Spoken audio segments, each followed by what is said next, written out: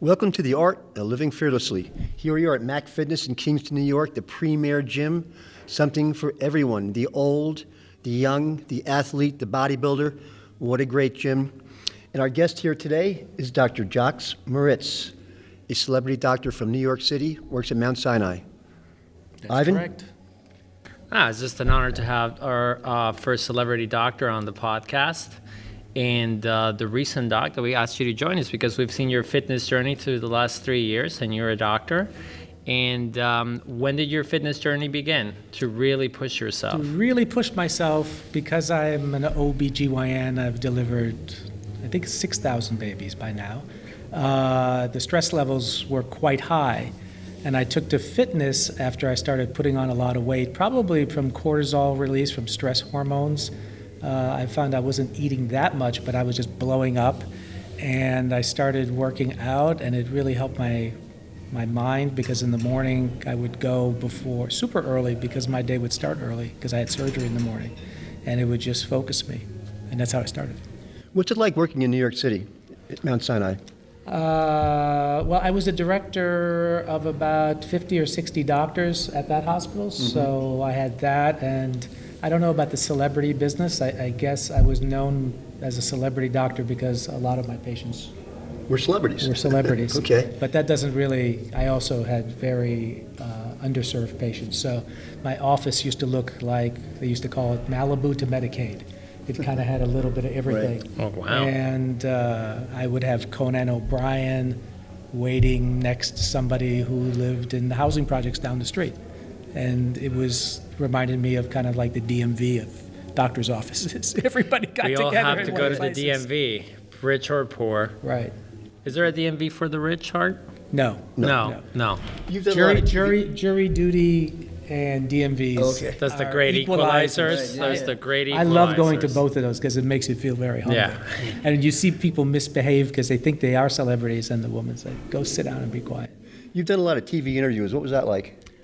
Well, during all this time, I also hosted a TV show at ABC National, which wasn't far Okay. from there. So I used to run there, put on the theatrical makeup, do my show, and then run to the operating room dripping with makeup on. Okay. So, but I really, really enjoyed it because it was such a difference in things. Yeah. And I always dabbled in reporting.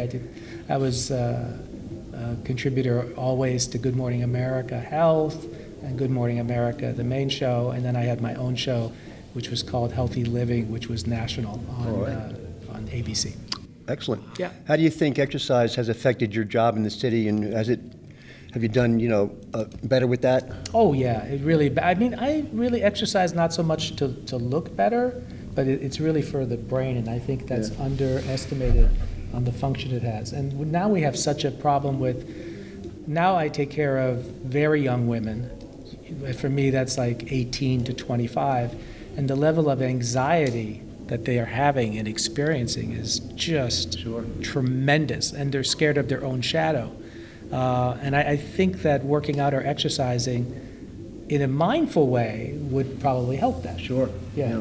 But fear is something that's taking over young people and eating them up. Yeah.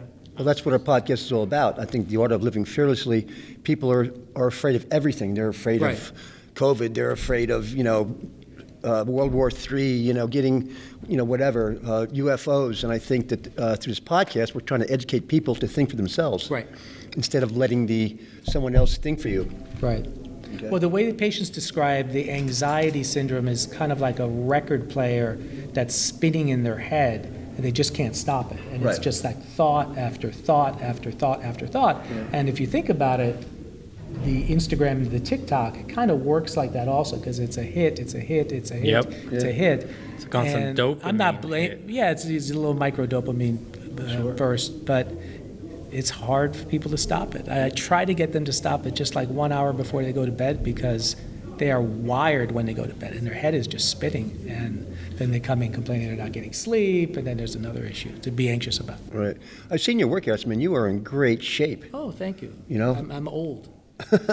Well, we're all old. But you're an inspiration because you're my coach. Art Driscoll is an inspiration. He's inspired both of us Oh, on our yeah, fitness journey. Well, 3 years some ago, of the I audience. started training with you. Yeah. And now you're doing things that are incredible. You know, you're doing pull-ups on the rings. Right. Well, you always said that your goal in training somebody was to make them do things that nobody else could do. Right. And you always reiterated that over and over and over again. That's And then it. whenever we would do an exercise, like the two of us, the three of us actually do these We ring just did the exercises. three, yeah. And Three of always us. he says, nobody in this gym can do these exercises He always like tells this. me. And pretty much nobody is ever on the rings but us three. Yeah. I know. How many days a week do you work out in the city? I try every day, and I day. try to mix it up. Yeah. I never worry about overtraining. I don't think I gotta that's a say, when I started, and this is like a testament to the Sensei Driscoll here, Sensei. is that when I started on the rings, you remember the first time we ever did rings? Yes, yes. And I was like, this guy's out of his mind. I cannot do this. And he's like, oh, bounce on the ball and put your feet here and then hold the rings. I was like, he's out of his mind. Right. I never done this. Right. And now we just did a set of rings together. It's probably the best exercise I've ever done. Yep. Yeah, so cheap. And it's so Yeah, cheap. so cheap. You have to All you find need them. some rings And it's and a I think it's the stable equivalent beam. of a primordial type of hanging on a branch, if you will, of what people have to do. Yeah, Well, yeah. you couldn't do one pull-up No. 2 years ago. Now you're No. doing like 10 Yeah. on the rings. Yeah. You did Amazing. 10 today. Yeah. Yeah, I know You that. did 10 today. What do your workouts like in the city? Do you focus on cardio? Do you focus on weight training? Do you I focus? break a little bit of everything. Yeah. I do some weight training, but never. I mean, now at this age, I'm not trying to go very, very heavy. I'm just trying to maintain and not injure myself, which is Hold it. really You hard. just said you weren't trying to go very, very heavy. Right. Yesterday we did squats. That was in the. You asked me in the city. Oh, in the city. In the city, I'm a in the different city. person. I mean, This you is were- the country. I mean, we In were the doing country, I full could go squats crazy. yesterday, and you go, man, I can't even walk now.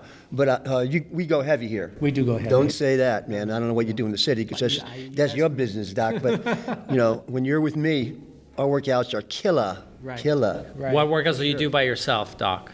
I like the ones that already taught me the snatch and the clean and jerk and the deadlifts, but not going too crazy. But always try to do things that other people aren't doing. I'm not big on like the bench press type of stuff like that. Oh yeah, for because- sure. I remember like 2 years ago, you said, "Well, I'm doing this circuit training that you gave me, and everyone in the gym's watching me. Like, who is this guy? Right. Who's this old guy doing all this circuit training? We don't train like that. Right. So that was interesting because you kept it up in the city, which is really good. Yep. So I know your wife is a gourmet cook, and this is a crazy question, but how do you stay so fit? the way Well, she my cooks? wife is from Paris. Yeah. And the wine, Doc. How do you Paris, get around the and wine she does dilemma? like to cook, and she has her own cooking app called Dabba. I'll give it a shout out Right. because she'll like that. And she loves cooking, and she cooks. And I guess, but the French are different, and she's taught me that they have pretty good portion control. Yes. Meaning that there is more butter in their food than you could even imagine that you could get that much butter into a dish. But yet when they serve you, it's a smaller portion. It's not a that portion. American portion. Yes. So it's portion control. And that's how these French women stay so lean. I grew and up in everything. Southern California, and you go to a restaurant, and the portions are insanely Right. huge. Right. And when I lived in Paris, I was like, I'm gonna need 3 entrees here. Right, Like, right. Well, they what don't is have. this? I mean, the classic one is the McDonald's in France and the McDonald's here. They don't have these jumbo-sized meals and these large No. fries. They don't even have large No. fries. Nobody would order a large fry, No. right? So you have the petit fry, you have little tiny French fry box like that, and when I go there, I'm like, that's it. Yeah. That's it. I think they even made it illegal in some states, the super sizes. Really? It's illegal in some states, yeah. That's a It's- good sign. But the yeah. big gulp, and they love coming to They this made country. it illegal in New York Oh, State. did they? They the love big coming to gulps, this country yeah. with 32 ounces of soda. I mean, who can drink 32 ounces of soda? Jesus, that's what a family. And still in France, when you go drinks. and you order a Coke, which is unusual, they come in these little tiny bottles. Tiny bottles. Little tiny Even the bottles. coffees are tiny. Yeah. Here you go to Starbucks and you get a 16-ounce Right, coffee, right. and that's not enough for me sometimes. Right. Why do you think your workouts are harder now than they were like 5 years ago? Because you've been pushing me like a. Yeah, like- but I know that, but there's something in you that said, I want to work out harder.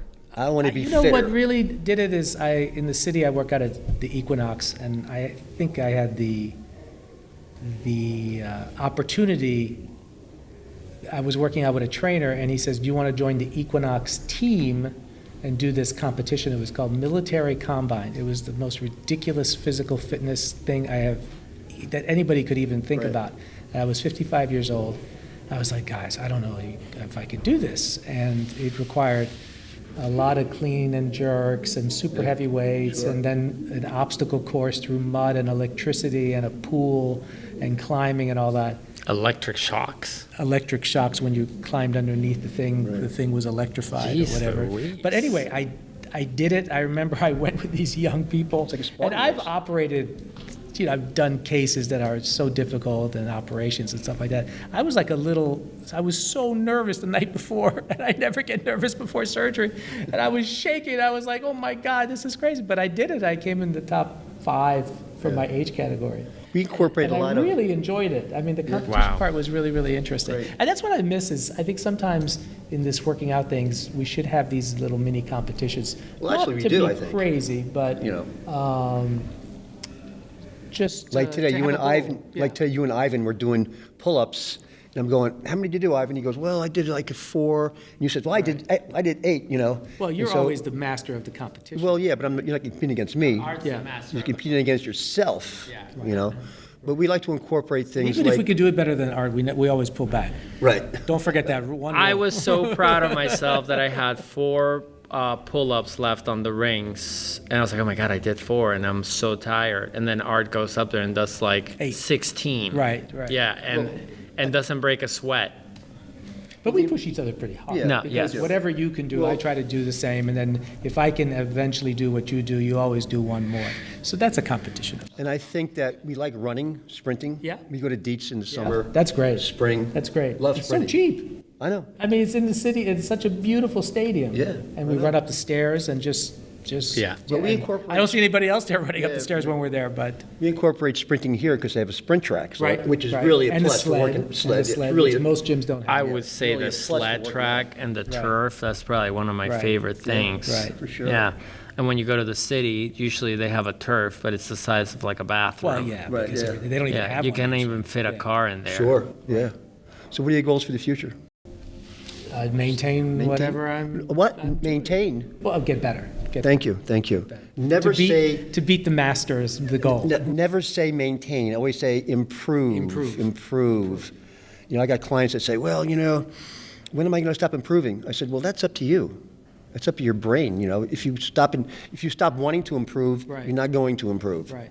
Okay. Right, and you have to. I mean, listen. The aging process is. You can view it as a beautiful thing because it does give you. I think the part I like of getting older is the wisdom that comes with Yes, it. yes. Because I hear people talk and all that. I'm like, I'm gonna keep my mouth shut. I'm not gonna say a word because when I was a young buck, I would get involved in it and react to everything. Like now, I just like, oh. I guys. listen. Yeah. I work out with these guys, and I'm just like taking notes on life, on the journey of life. I was like, oh, that makes sense to Well, me. you have a choice in life either to be smarter or dumber. You know, I mean, if you choose to get wisdom through life experiences and you know your spirituality, not being afraid of anything, then you get smarter. I mean, if I had a choice of going back when I was 30 years old, when I was, you know, terrible person, I mean, I would do it if I'd had my wisdom that I have now. Oh, You see what I'm I'd saying? love to have the wisdom and the I'm- body of a 30-year-old in terms of just the. Well, you have the physicality. body of a Well, not 35-year-old. I've seen your transformation. No, but there's still. I saw the doc, Yeah. nice and satisfied with life.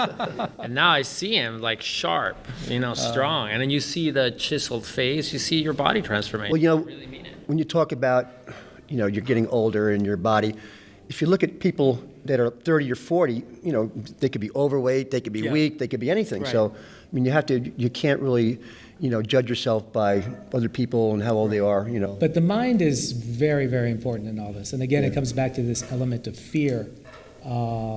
And I think it's just in this country, we have to start talking about a lot of different things. You know, my interest is in preventing women from dying in childbirth. So I'm involved in a charity that's called Saving Mothers. I'm on the board. And if you're a black woman in this country having a baby, it's probably not a great chance of Right. you coming out alive, as sad as that seems, compared to other countries like Japan which 10 per 100,000 die in this country. Where Why is that? if you're black, well, we don't know. Different healthcare systems, could be systemic racism, a lot of different access. But we got to get a handle on this because every year it keeps on getting higher and higher. Right. And we have to get a handle on fear. Sure. Some people are fearless, and that might not be the place that we're trying to go. But Well, you got to use common sense. yeah, I You mean, know? the people I deal with are very privileged people, and they really should have nothing to fear. Exactly. But doctor, Yeah. what happens? Because you're very well traveled. You just came from a trip almost around the world, Yeah. or 3/4. Yeah. What happens? Because when I cross that border to Mexico to see my family, or I go to South America to see my clients down there in Colombia, there's none of that fear and anxiety. Right. And it feels that in this country, when we get here, you automatically get on that anxiety fear train again. Is it entertainment, lifestyle, nutrition? Right. Well, it could be- Other it- cultures don't have that Right, that but much. it could be cultures. Or the media. Well, it could be the family system also. You know, you take Mexico, for example. It's That's a very huge. It's all family. So you have... Unquestionable. You have, like the place I work at now Yeah. is a startup and has a funny name. It's called TIA, T-I-A, Ant. And Yeah. we came up with the idea, well, I didn't come up with the idea. They came up with the idea that who would you go if you're a young woman and had problems, sexual problems with your boyfriend? Who would you go to talk? The TIA. You wouldn't go talk aunt. to your aunt. You wouldn't talk to your father. You'd go talk to your aunt. Yeah. Right. Aunt and uncle. But in this country, people are so fractionated. They don't even have anybody to talk to also No. to keep them balanced. So that feeds into it. The family structure has changed as such. Dramatically. In Mexico, if I had a deadbeat uncle show up that I haven't seen in 10 years, my mom, my sister say, "Oh, we got to open the door That's and right. feed him. That's right. We got to open the door and feed him and get him a towel so Yeah. he can shower." Yeah. Like, there's And- no question. And we have to remember that New York, I think, attracts people for some reason that like anxiety, that like And neuroses. the hyper independence. Yeah, it does. So I always tell my patients, don't worry, you have anxiety, you're in good company, because this is a city full of anxious people. So, and it breeds anxiety, but yet the people that are highly anxious end up coming to New York. So it's a double-edged sword there. Ivan, I'm going to do a shout out to BoloLiving.com, our CBD company. And that CBD is good. And we've talked about it many times on this podcast.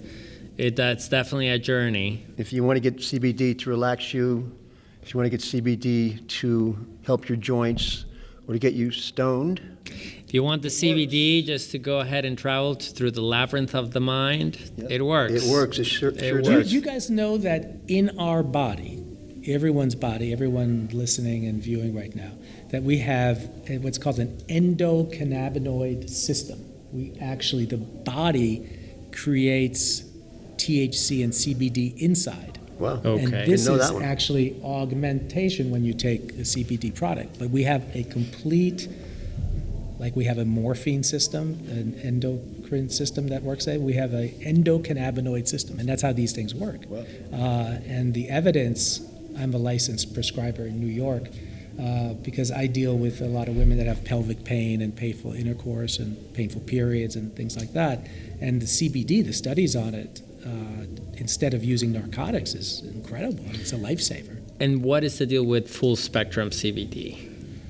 I don't know enough about the differences between full spectrum and nuanced places like that, because I usually let a pharmacist decide what kind of CBD they're going to use. So I just know CBD as a general factor. So if I'm a healthy sort of individual and I take CBD as a supplement, say 100 milligrams in oil, I'm just pretty much complementing my internal cannabinoid system already. Right, and for inflammation. Or enhancing it. Yeah, and it increases anti-inflammatory responses that we always have some, especially with our diets and everything, we always have some anti-inflammatory issues, inflammatory issues going on in our body, so it's helpful for that. Okay. Yeah. The THC is, we usually use the CBD and the THC. I let the pharmacist decide which strain, just because I don't have the knowledge of it. But for painful periods, anybody watching, that's called dysmenorrhea. You know, if you're at home and you're vomiting and you can't go to school, you can't go to work because you have painful periods, it's a lifesaver. And endometriosis, which is way underdiagnosed, which are little implants endometrial cells inside the body, useful. And end of life, very useful. For people going through Absolutely. terminal things, instead of loading them up on narcotics, which sometimes they need, this is helpful also. Anyway, it's bololiving.com. Use the code AD18 for 20% off. Ivan, anything else? No, my final thoughts is just want to thank our celebrity doctor, Oh, God, Dr. Jack celebrity. Loritz, for being on the podcast today. Thank you for Have inviting anything me. else you want to add? No, that's it. All right. That's You got it. a lot of good info here. Be fearless. All right. Be fearless. The art of living fearlessly. All right. See you guys next time. We got a great guest coming up next time, and you don't want to miss it. All right.